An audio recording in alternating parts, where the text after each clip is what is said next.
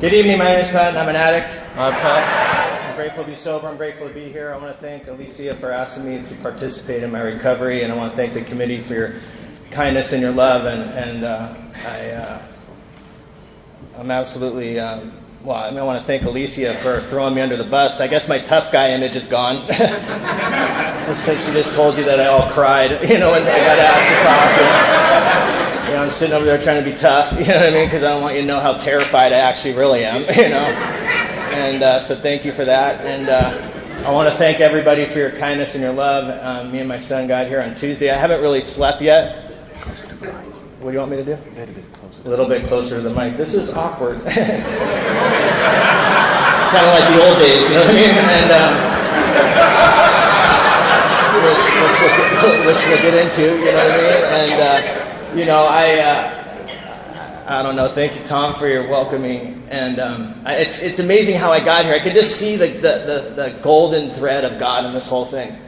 And Tom talked about my foundation being an Alcoholics Anonymous over the last 5 years. I've been able to be a service in CA, and I was speaking at an AA meeting in San Diego, California, and a man heard me at that meeting.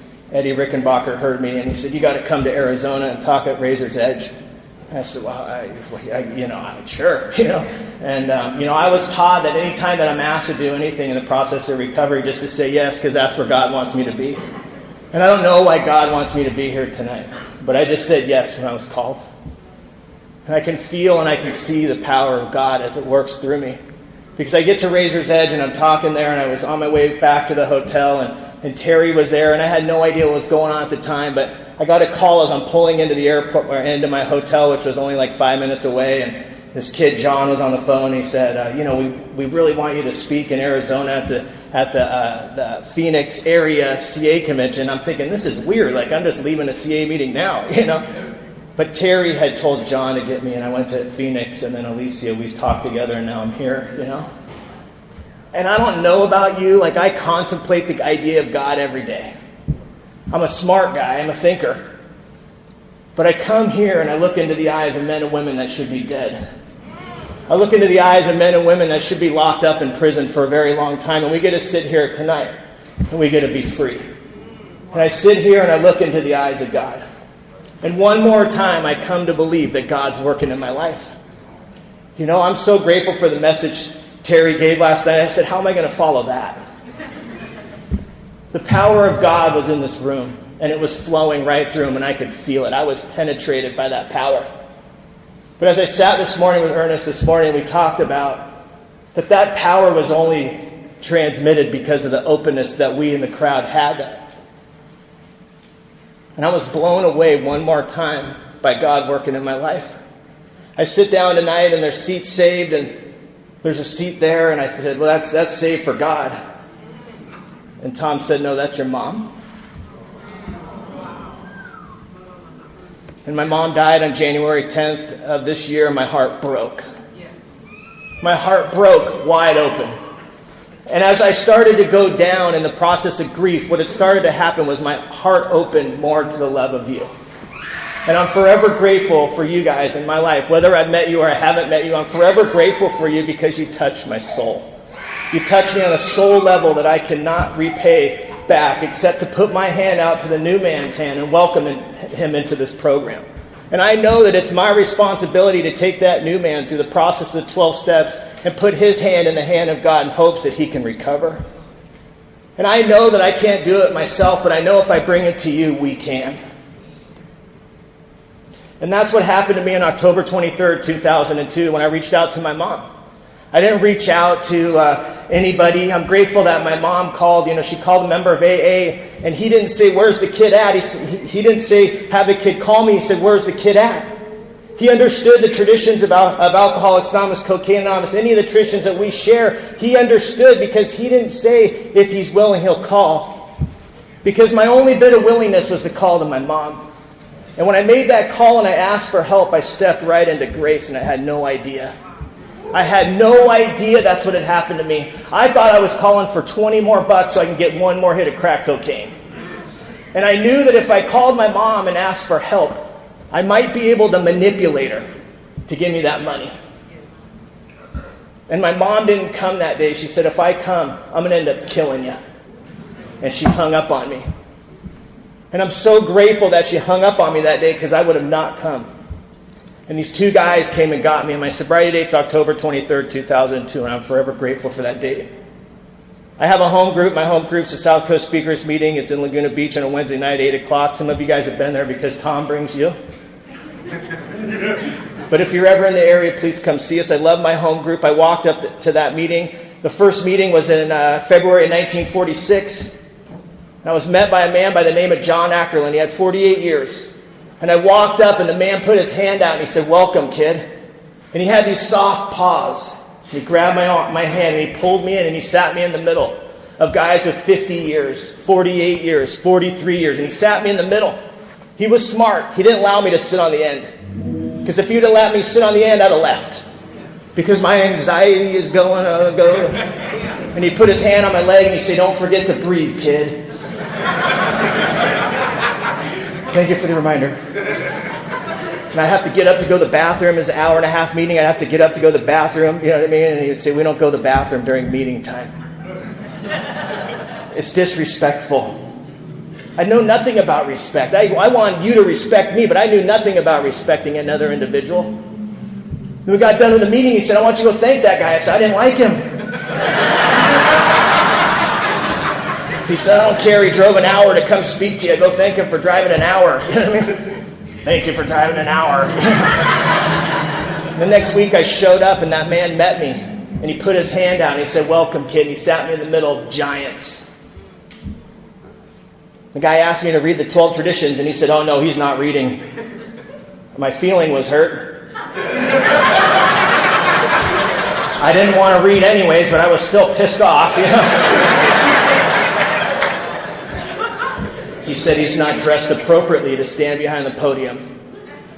My feeling was hurt. But I wanted that guy to like me. I'm a true believer that my character defects got me sober. I wanted that old man to like me, so the next week I showed up with a collared shirt so that I could get asked to stand behind the podium. And tonight I stand here in my best suit I have. Because I want the new man to know that Cocaine Anonymous works. When I got sober on October 23rd, 2002, I was downtown LA on Skid Row. I hadn't showered in 6 months. I was 98 pounds. I had 2 shoes, only one had a sole. I thought I was an antenna. I thought the aliens were communicating through me to get important information from normal people. I stood in the corner and I went...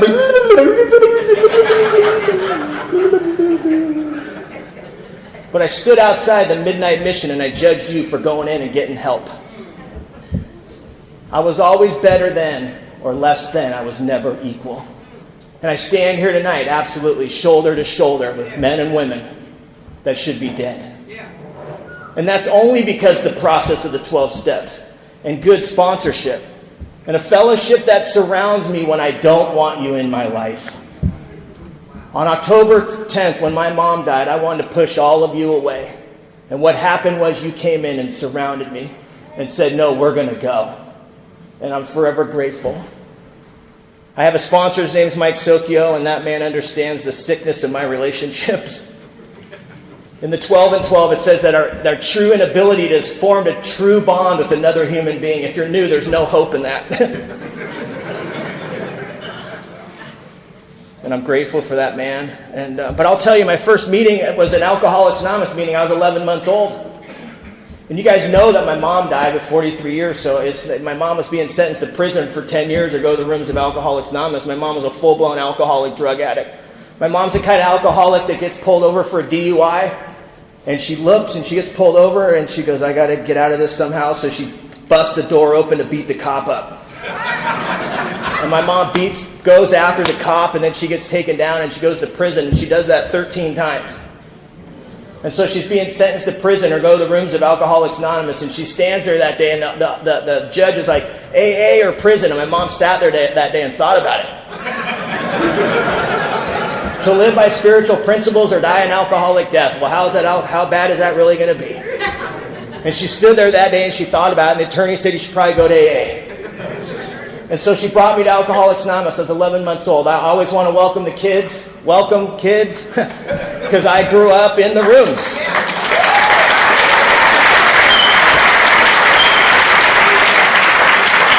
I love the kids. You know, I have a kid, he's here. You know, he said, man, why can't all conventions be this fun, Dad? You know, but I grew up here. I'd hang out with you, I'd get bored with you. I'd hang out with you, I'd get bored with you. There's a guy named Jim Stevens in Laguna. He'd always give me money to go buy sugar at the coffee bar, you know, and I'd zip around on sugar. And none of you said, hey, your kid's disruptive, you need to have him leave. One of you would walk out with me while my mom can recover. That's what we do here, is we recover together. And the women in AA would be like, he's so cute, can I have him for the weekend? And my mom would be like, sure, go ahead, take him. You know? And the women spoiled the heck out of me is what they did. You know what I mean? They bought me clothes, they took me whitewater rafting. And I met some of these women today, like, oh my God, your mom let me have you when I had 7 days sober, you know.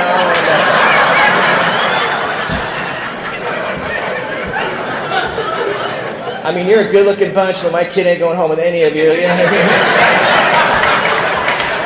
But I bring this up because if knowledge had anything to do with this disease, I'd have never taken a drink, I'd have never taken my first hit of crack cocaine, never put a needle in my arm.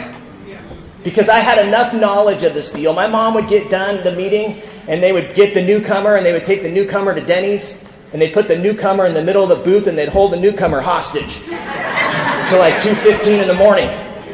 And then they would release him at 2:15 after the bars were closed. And I knew this as a little kid. I sat there and I passed out in the booth. And sometimes my mom would bring women home and they'd detox on my couch. And I watched what this disease did to people. I'd come to Alcoholics Anonymous meetings. I could recite chapter 5. I could recite the 12 traditions. At the end of the meeting, I held hands. I'm like, keep coming back, you know. And the old timers told me, we're saving this seat right here for you, kid. And I had no clue what that meant. But there's my seat. And they knew. They knew. And looking back at my life, I can tell you that I suffered from the spirituality of this disease long before I ever took my first hit or drink anything. The best way to describe myself as a little kid is I'm a little kid in elementary school that smells like poopy pants and syrup. You know, I'm like weird, I'm awkward, you know, and I'm like, oh, stay away. You know, I'm just like, I can't really communicate, I can't talk. I just have this anxiety. I've bitten my nails since I was a little kid. You know, my mom's a blackout drinker, which means I'll never know who my father is. I mean, for all I know, my dad could be the cable guy. I mean, it's like, bounce, bow now, you know, and she didn't even know she was pregnant until she was in labor. Which is weird, right? And only in AA do we laugh at that, you know? CA, you know what I mean? It's like, what the heck? I mean, we're like, I get it, you know what I mean? And my mom comes out of a blackout, you know, she thought she was constipated, so she called 911, you know? She came out of a blackout, the paramedics holding me. Paramedics like, you should probably name your son. She's like, name what? Her name was Patty before she died, and she named me Patrick so she wouldn't forget my name. My mom used to always send me a text right before I talked that said, make sure you tell him the truth. And I missed that text. But the truth is, I'm supposed to be a turd.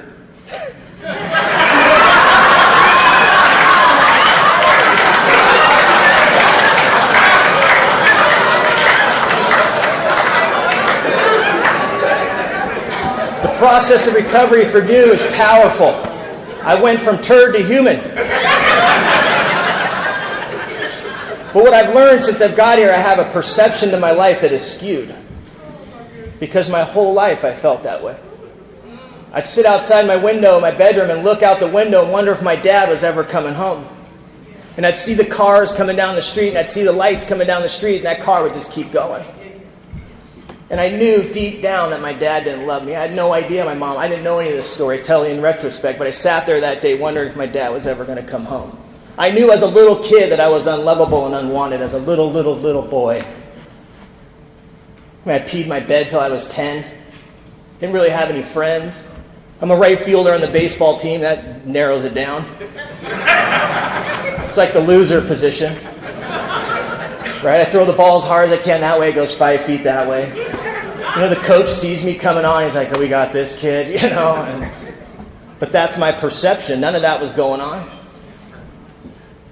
One time I was a strikeout kind of kid. One time I was on second base. I don't even know how I got there. I was absolutely terrified. And I was so self-obsessed. I didn't know what to do, where to go, what was going on, what's going to happen, where am I at, second base, what's going on. The kid cracked a line drive and I ran back to first base. So like a triple play in the wrong direction. Little poopy pants went back to the dugout. All my friends are running out of the dugout. What I heard him say that day is, you're a failure, you're a loser, and you're no good. No idea where that thought came from. Those thoughts were coming from. No one said those things to me as a kid. I was raised in the rooms by a lot of love in my life. But my perception to life was that what was going on. I remember looking at my mom, and she's in the stands clapping, and she's so proud of her kid, you know. I remember looking at my mom that day saying, if I only had a dad, that had never happened. And I quickly built this belief system that was going to separate me from you, and I had no idea that was going on. The reason my mom was sitting there clapping was she was so proud that her kid had enough courage to get out of that car. It took me an hour to get out of that car, and had enough courage to get out of that car to go play that game one more time. I remember looking at my mom saying, if I only had a dad, that had never happened. And at 9 years old, I took my first drink of alcohol. I was at an AA meeting.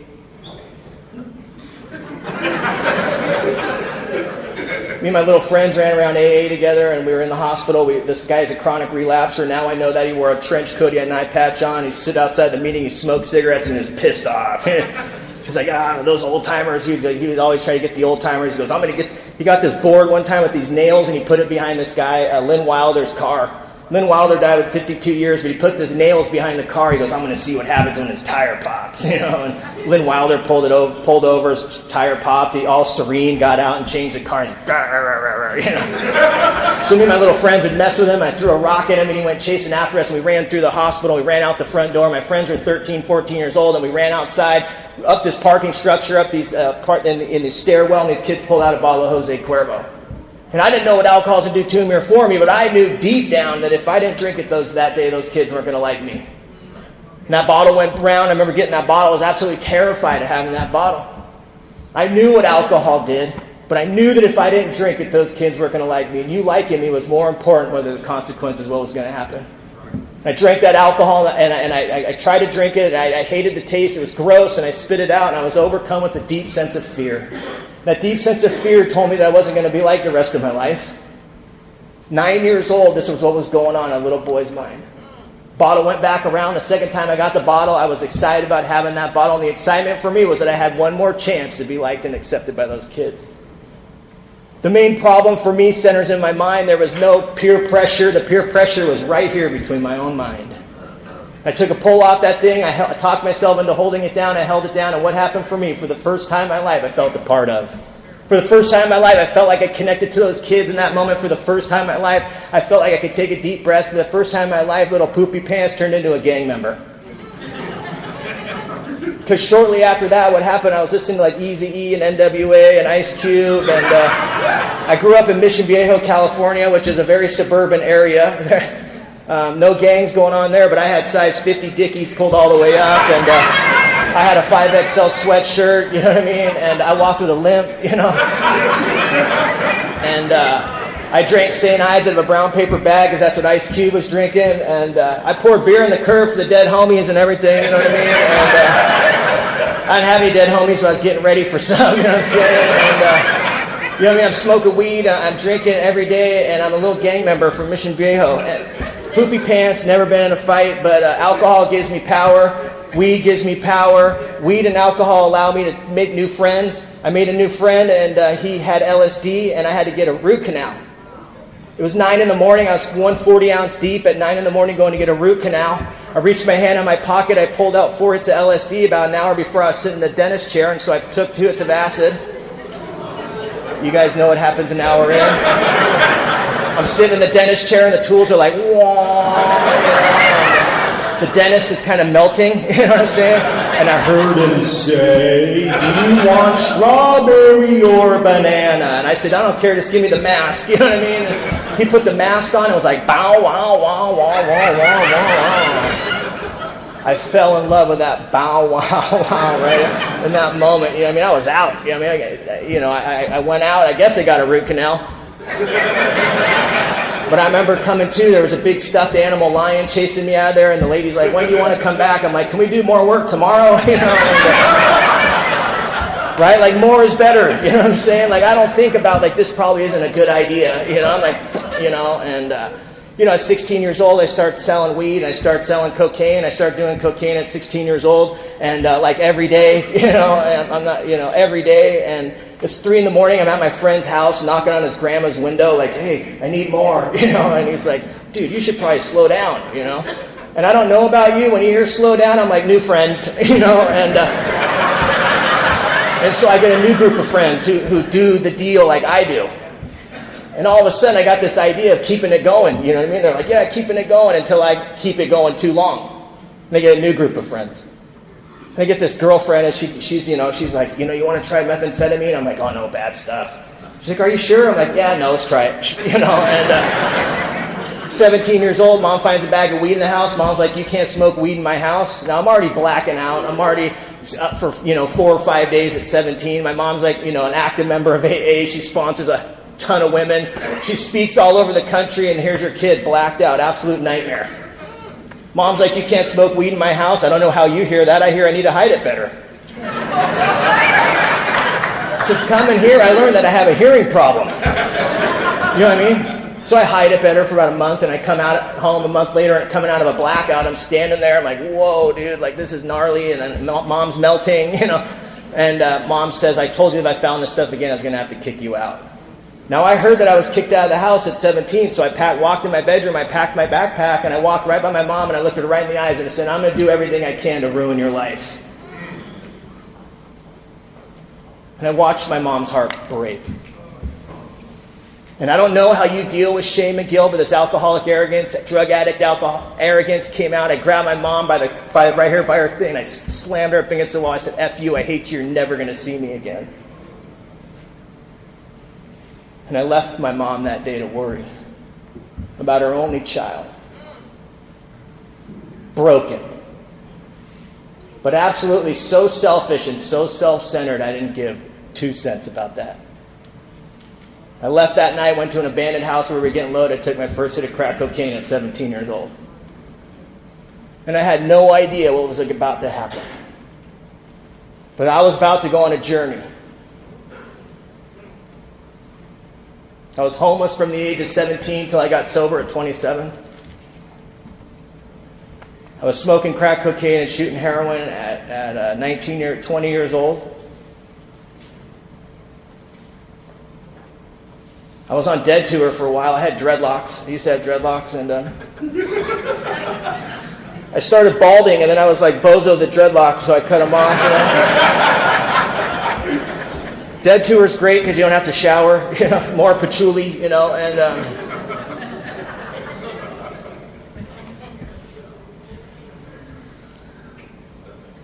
when Terry talked about pulling the water out of the toilet, man, I sat here and I identified on a deep level. Because getting sober in AA, you can't talk about that kind of stuff. We talked about breakfast. But coming here and identifying with that level of despair rocked my world. I remember sitting on Skid Row pulling water out of the gutter because I had no other way. But that kind of, it's not a bottom for me. Watching my mom that day at 17, that emotional pain that I took my mom through was a bottom for me. And it took me another 10 years. But I left my mom there to worry for a year. I didn't call her for a year. I left her there to worry because I'm going to make her pay for that decision. And I was in San Francisco, and I'm a tenderloin kind of guy. No half measures here.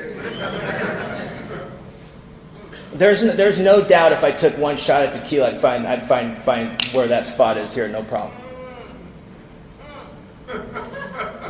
But I called my mom from the Tenderloin a year later, and I said, Mom, I got in an accident. I said, I'm bleeding out. I said, I need to go to the hospital. I don't know what to do. She said, you probably need to go to the hospital. That's probably a good idea. I said, but I don't know how I'm going to pay for it. She said, well, give me the address to the hospital. I'll send them a check.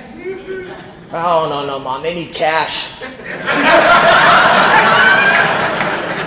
She said, well, I don't know how I'm going to give you cash. I'm in Orange County. It's 400 miles. It's about an 8-hour drive, I don't know how I'm going to get. I said, well, there's this thing called Western Union. You just go right down the street to the little liquor store, and you pay them the money, and I could pick it up here. And my mom was so scared that I was going to die that my mom sent me the money just like that. And a week later, I got in another accident. And another week later, I got in another accident. And another week later, I got another accident. Until she started to go to Al-Anon, Co-Anon here. If you're new, leave your loved ones away from that place.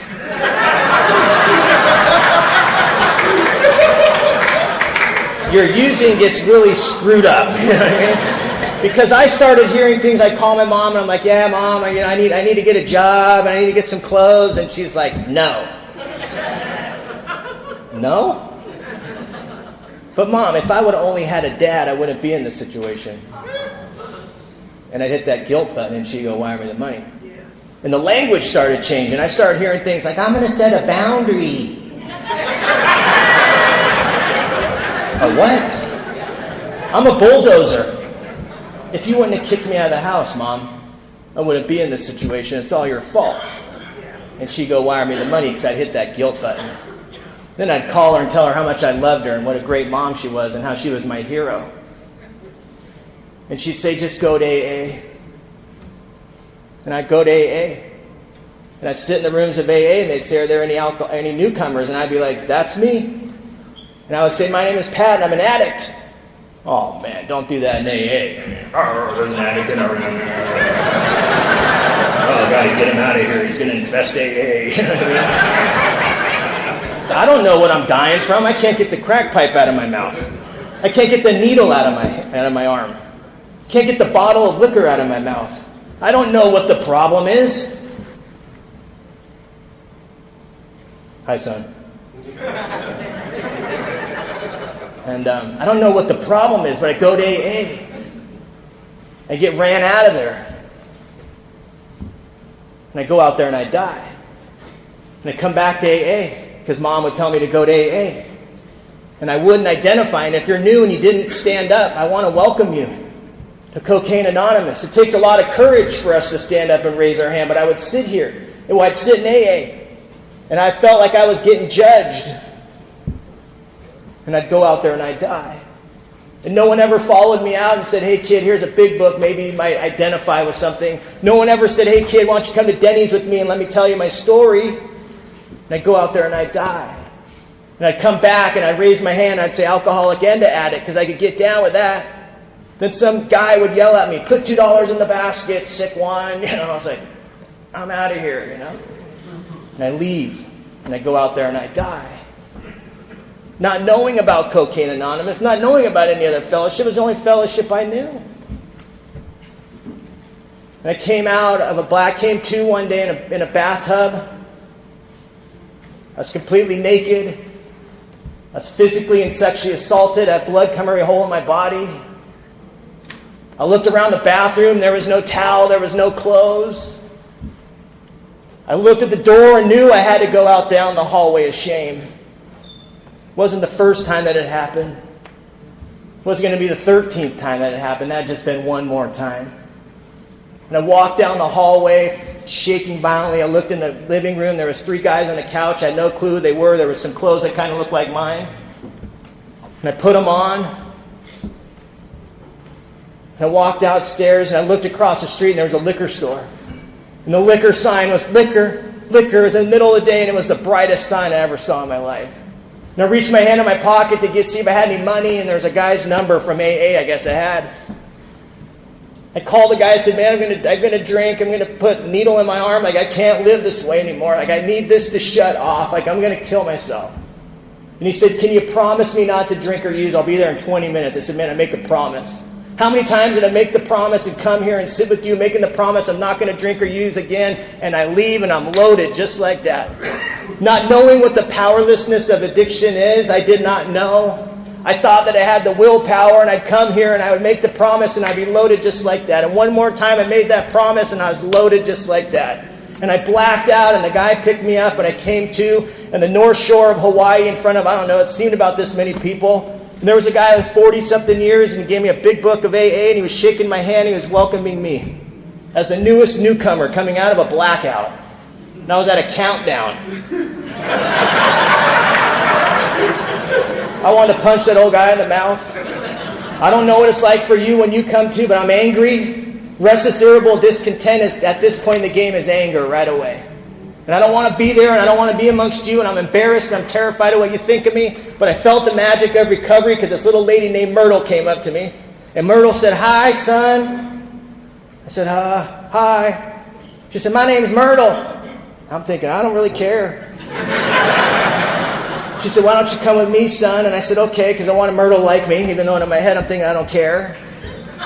And I walk up, and I felt the magic of recovery because what Myrtle said to me, she said that day, she said, "Son," she said, "you're going to serve ice cream at the ice cream social." No, I'm not. But she gives me this spoon, and the people come, and I start scooping ice cream. And I'm shaking, and this ice cream's going everywhere. And Myrtle didn't say, "You loser, you no good." She saw that I was struggling, and what she did, she said, "Son," she said, "I have a better commitment for you." And she took me over to the trash bags, and she had to grab the trash bag, and she handed me a trash bag, and she said, "Just follow me, son." And Myrtle walked, and Myrtle grabbed a piece of trash, and she put it in her bag. And she grabbed another piece of trash, and she put it in her bag, and I grabbed a piece of trash, and I put it in my bag. And we started picking up trash around that camp out. And for the first time in my life, for that 30 minutes while I was being of service to you, I didn't think about getting loaded for 30 minutes. Yeah. But if service was enough to keep me sober, I'd have never picked up. Right when that guy dropped me off from that camp out, I went straight to the liquor store, got a pint of tequila, was down the street picking up crack cocaine. I was loaded just like that. Not knowing about the physical allergy, not knowing about the obsession, not knowing about anything. I didn't know that it's the first one to get you loaded. Think about that, newcomer. I didn't know that.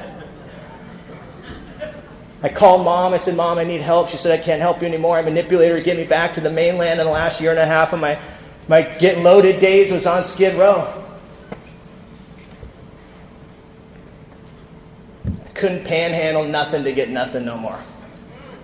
I couldn't even walk in a store to steal anything. Because right when I walked in, they knew exactly what was going on. And my last hustle as a straight man, I'd walk into West Hollywood and I'd flirt with enough gay men to get enough alcohol in my body, enough drugs in my body, and hope that I would make it out before I blacked out. And sometimes I would, and sometimes I wouldn't. And on October 23rd, 2002, I came to in a motel trying to get in the Salvation Army program. I was looking at 3.5 years in prison. I came to laying in bed with a dude I had no clue who he was, but knew what I did the night before in order to get what I needed to get. And I came to that morning with that shame and that guilt and that remorse and that fear and that loneliness on a steep, deep level. But that wasn't the first time I came to in that situation. I'd been day in and day out and day in and day out. And every time I would come to in that situation with those feelings, I knew that if I went to the liquor store and got a pint of tequila, I'd put that stuff back and I'd be down the street doing the same thing I was doing every time. I knew I'd be all right. But what happened that morning was I had a spiritual defense that walked right in between me and that first thought. Because I came to in the same situation I did day in and day out, the same feelings I had day in and day out.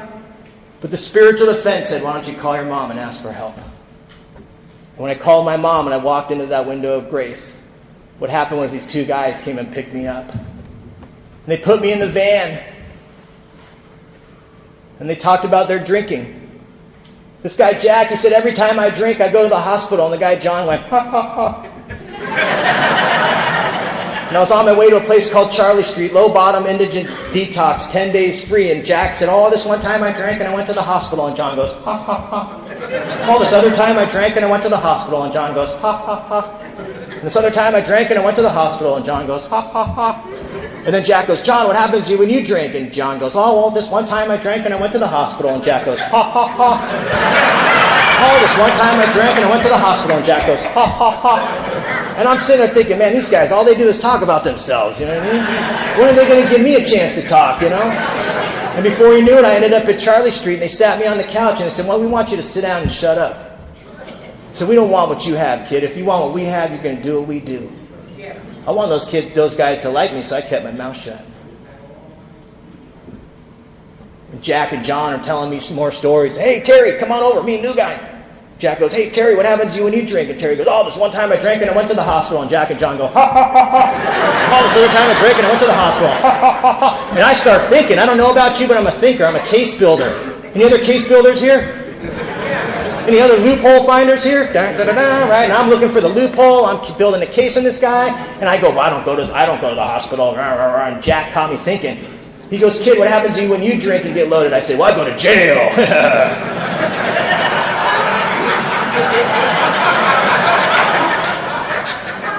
And Jack goes, hey, Pete, come on over, meet new guy. Pete comes on over, and Jack goes, hey, Pete, what happens to you when you drink and get loaded? Pete goes, well, I drink and I go to jail. And I went, ha, ha, ha.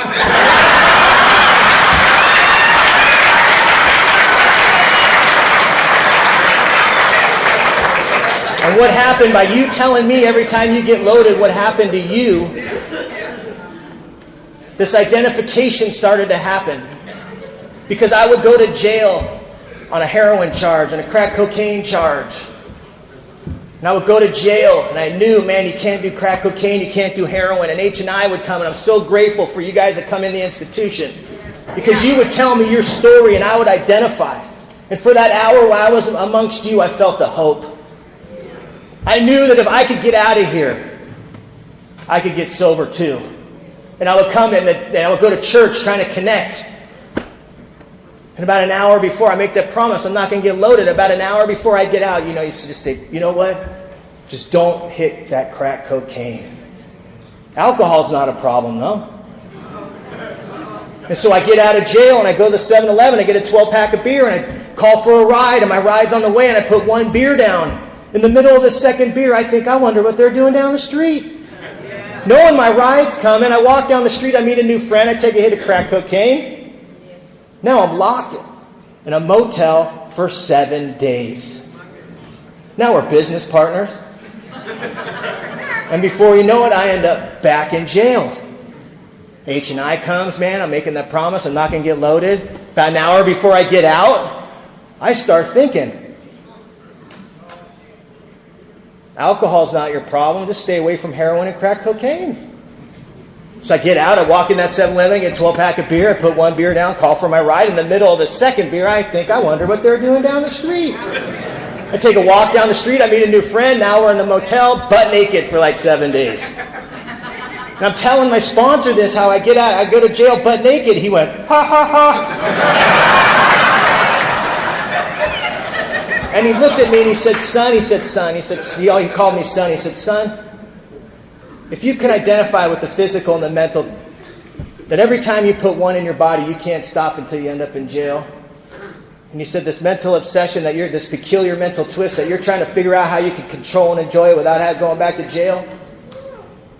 He said, you might be an alcoholic and a drug addict. Yeah.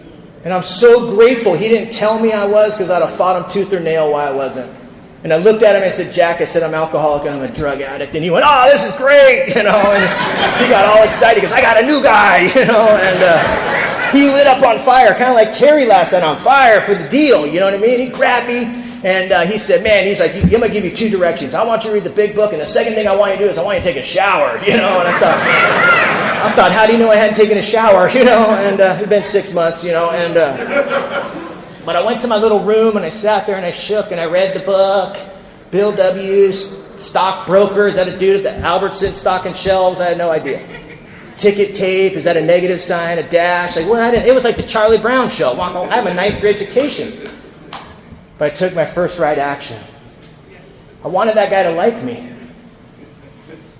The only reason I took his direction, I wanted that guy to like me. And I went to the shower.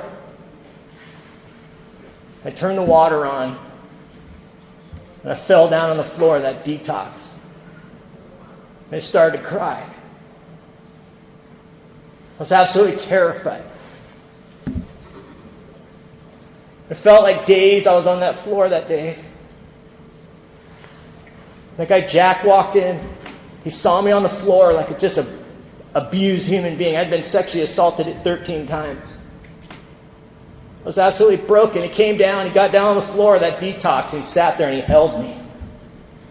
He didn't care where I had been, who I had done it with, where I had gone. He truly, truly respected the 12 traditions of this deal. All he cared about was to get me through one day without getting loaded. And he held on me down there, and he rubbed my shoulder. And somewhere in that moment, he looked at me and he said, kid, it's going to be all right. And I don't know why I trusted him. I never trusted men my whole life, and I remember looking up at him, and I looked at him right in the eyes, and he looked right into my soul. And as I looked at him and I started to trust him, he looked at me, he said, "Kid," he said, "I love you." And that love penetrated this ego enough for me when he said, "Stand up," I stood up. The same love that I feel in this moment, right here, right now, is the love that I was given to on day one in that moment with that man. And I stood up, and he held onto my arm. He said, "Kid, I want you to take off your shirt." I took off my shirt. He said, "I want you to take a step in the shower." I took a step in the shower. I took another step. I took another step. I was underneath the water shaking violently. And that man held me up in that shower. He took a washcloth. He took a bar of soap, and the man scrubbed my back. And for the first time in my life, 27 years old, I felt love from another human being. That's the love that I get every time I put my hand out to you and you take my hand. You love me unconditionally and walk me right through every situation.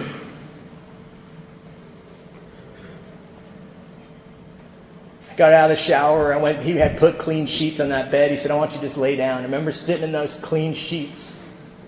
And the level of respect I had in that moment, sitting in those clean sheets, touched my life. And that man took me through the 12 steps of it. It was Alcoholics Anonymous where I found the deal, you know. And at 90 days, he wanted me to make amends to my mom. And I hated the women in recovery. I hated you guys because you took my mom from me. I grew up here, and my mom would come here, and she'd be amongst you, and she would light up like a chandelier. And I would get in that car to go home, and it was the most quiet car ride. I've done enough inventory to work to know that my mom couldn't love me the way I deserved to be loved. But you guys taught her how to love.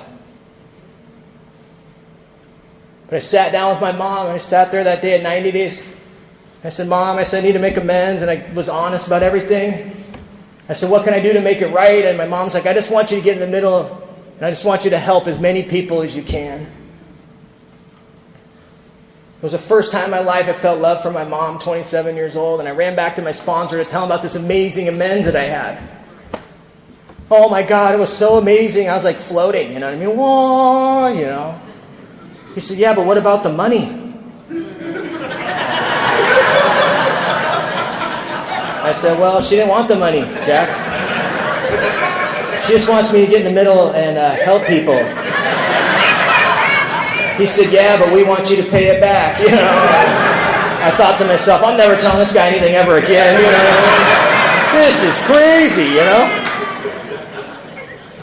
But I was living with my mom at that time, and I went to I went to a music festival and didn't make it back for a sober living curfew, so I hit my mom in a weak Al-Anon moment, and she let me live with her.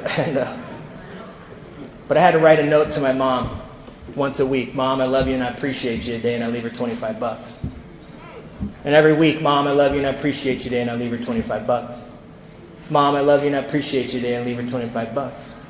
And then my sponsor's like, "You're doing such a good job, kid. I want you to leave a note every day and leave the money once a week."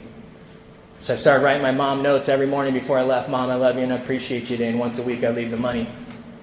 And about 2 years into doing the deal, you know, I had that 2 years, right? You know that if you have 2 years, you don't really need a sponsor anymore because you're sponsoring people and you're sponsoring a lot of people and you have all the ideas, you know, you start sponsoring yourself. I didn't know this was going on, but I started sponsoring myself. And I called my sponsor. I'm like, "I'm not doing this anymore. This is dumb. I'm 29. Mom, I love you and I appreciate you today. This is like really dumb, you know." And he let me off the hook. He said, "Kid," he said, "you don't have to do anything you don't want to." I'm like, yes. He said, "But how free do you want to be, kid?" "Mom, I love you and I appreciate you today."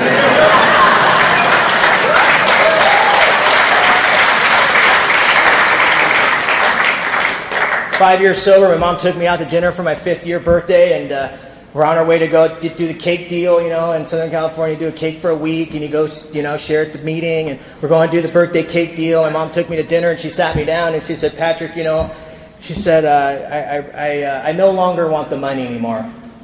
Now, I've been taught at this point that I didn't have to act on my thoughts. Because my thought was, "Yeah, good, because I don't want to pay you anymore." But I just said, "Okay, Mom," you know. She said, "But I still want the notes, you know." I had no idea. I had no idea what that action was going to do for me. I'd have shortchanged myself if I'd have listened to my own head and didn't run that idea by my sponsor. I called my mom every day until the day she died and told my mom that I love her and I appreciate her today.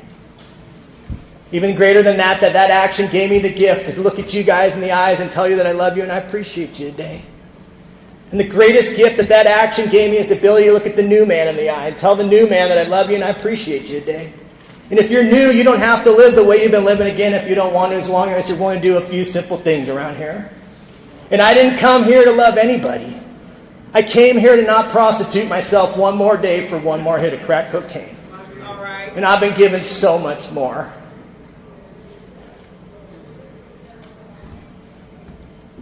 I met a girl around here, and what happened in Vegas didn't stay in Vegas because she got pregnant. Tom was sponsoring me at the time, and then I had to do an inventory, and what came down for me was that I didn't believe in God 5 years sober. And Tom made me say this prayer. He was a suggestion, but it was he made me, really. And the prayer was, God, I don't believe that you exist. Please show me.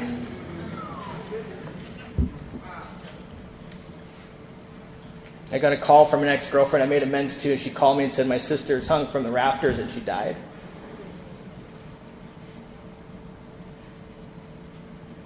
And I showed up because that's what you guys taught me how to do.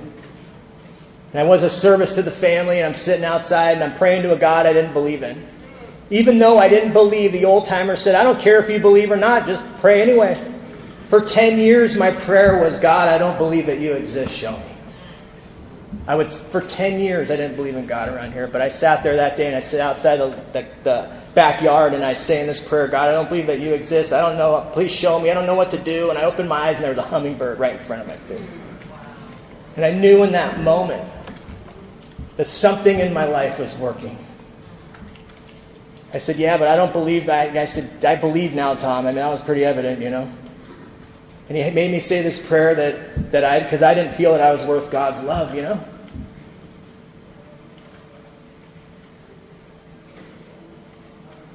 When I was in the labor room, my son being born, I saw my son come out and I looked right into the eyes of God. Now, if you're new, my message isn't go have babies and find God. That's not the message. But what happened was like it was a chisel that knocked the ice off of my heart. From all the hurt that I'd felt my whole life, I built this ice around my heart to keep you out. And my son has changed my life.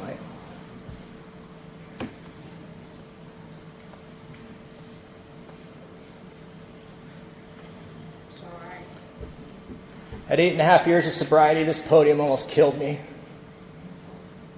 Because I was being a service around here, and this thing will give a man with an ego power. And I thought that I was something, and I thought that I was somebody around here. And the way I was living my life was that I cheated on my son's mom. I cheated on every single girlfriend I had up until I was 8.5 years sober. And I was driving my car 100 miles an hour down the road, going to barrel my car in oncoming traffic, and I heard a voice in my car that said, call that guy Jonathan from your Tuesday night meeting before you kill yourself. I called the guy. It was midnight. He answered in one ring. He said, man, I've been waiting for this call for a year. So I want you to meet me at Denny's. I said, man, I'll meet you when I get there. He said, I'll just stay on the phone until you get there because you're going to end up killing yourself. He knew. I walked into Denny's, he opened the big book to page 52, and he read about these bedevilments. Having trouble with personal relationships, couldn't control your emotional nature, prey to misery and depression. I was sitting there crying that day, and he looked at me and he said, what you think is a broken relationship? He said, what you're suffering from is untreated alcoholism. Now here I am, 6 committees, 7 commitments, sponsoring 20 guys, speaking everywhere, doing everything you guys are telling me to do, wondering why. And I was at the noon meeting, and this little lady was like, well, you're right where you're supposed to be. Nothing happens in God's world by mistake, champ. Now that's good in thought, but I need a message that has depth and has weight. And when I told that man that day what was going on in my life, he shared with me what had gone on in his life at 16 years sober when he was going to kill himself. And what happened for me in that moment was I got hope. I knew that if I went back through the 12 steps, I was going to be all right, that there was a solution for a guy like me, and I didn't have to live that way anymore. Absolutely disconnected from you. Absolutely disconnected from God. I went back through the 12 steps, and I looked at the prejudices that were separating me from having a relationship with God. And I didn't have to get rid of the prejudices. What I had to do is I had to set them aside. And I had to look deep down within what God came to believe for me. And what I came to find out was that God was love and God was intuition. My whole life I've had intuition. That voice always told me go right. I'm like, I'm going left. Blotted out by calamity, pomp, and worship of other things. I had to write a list of the things that were separating me from God. And one of those things was what you guys thought about me around here. And I had to say a prayer, please, God, take away these things that stand in the way of having a better relationship with you. And what happened was the most painful process I went through because these things were ripped out to a point where in the last analysis, that's where God was found. And I was absolutely broken at 10 and a half, 11 years of sobriety. And I was suicidal in the rooms for a year and a half while I went back through the process.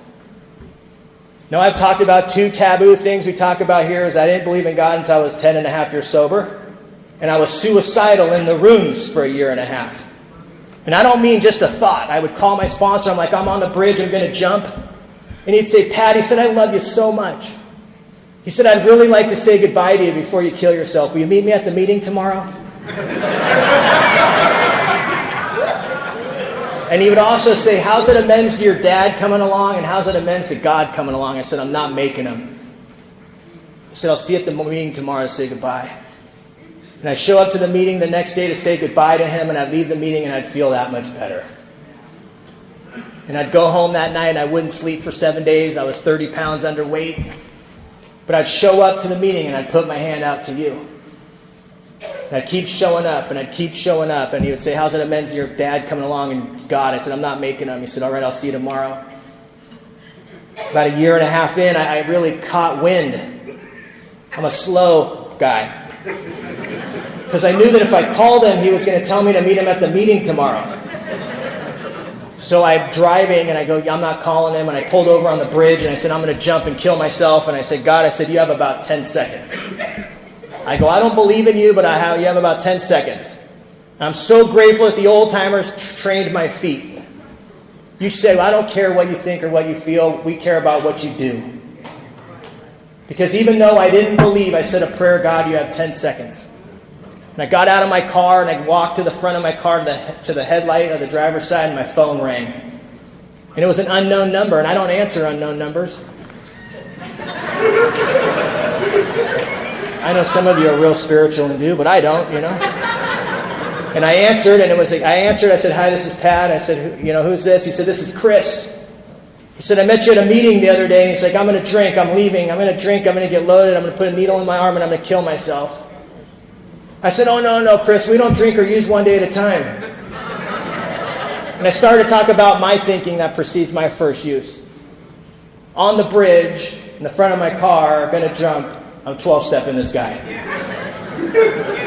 For about 10 or 15 minutes, all of a sudden I look and it's 7 o'clock. I said, Chris, there's a meeting starting at 7:30 at the Canyon Club, which is a local Alano club in Laguna Beach. I said, you want to meet me there? He said, yeah, I'll meet you there. I get back in my car and I drive 30 miles south.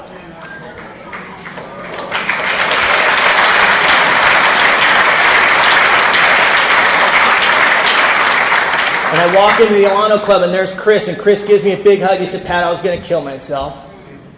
And he said, you saved my life. He said, will you be my sponsor? I said, absolutely, I'd love to be your sponsor, I'm thinking I was just going to kill myself 30 minutes ago, but I'd love to help you, And Chris saved my life. Chris said I saved his life, he saved my life. I don't know how God works in your life, but God always works in my life by putting a new man in my life. Because then I took him hostage. Chris ended up getting loaded. But I stand here today, clean and sober, free from the obsession. In the 10th step, it says the problem has been removed, safe and protected. That's a gift. I went home that night. I was on my couch, screaming and crying, F you, God, I hate you. Why do I have to feel this way? I would do all that behavior and I'd go home and want to put a bullet in my mouth every night. But I couldn't come here and tell you that, the way I was living. Because I had some time around here. I was sponsoring a lot of people. I couldn't be honest about how I was living, and I'd want to put a bullet in my mouth every day. I sat there on the couch. I felt a hand on my shoulder push me off the couch. I was on the fetal position, screaming and crying, F you, God, I hate you. And the words came out of my mouth, and I started to make amends to a man I never met. I don't have a part in the relationship with my mom and my dad. My mom got pregnant in a blackout. I don't have a part in that. But where had I been selfish, dishonest, self-seeking? In every area of my life, I used that man. If I only had a dad, I'd know how to be a friend to you. If I only had a dad, I'd know how to be in a relationship with a woman. If I only had a dad, I'd know how to live this thing called life. And what happened for me in that moment was this victim came right out of this little boy, and this idea of love and God went deep down within this man. And from that moment to this moment, I stand absolutely free and not had to act out like that ever again.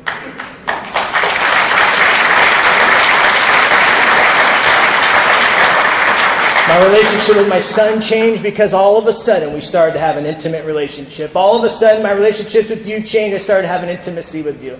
All of a sudden what happens when you're called to be of service, you cry because it's an honor and a privilege to stand here tonight with you.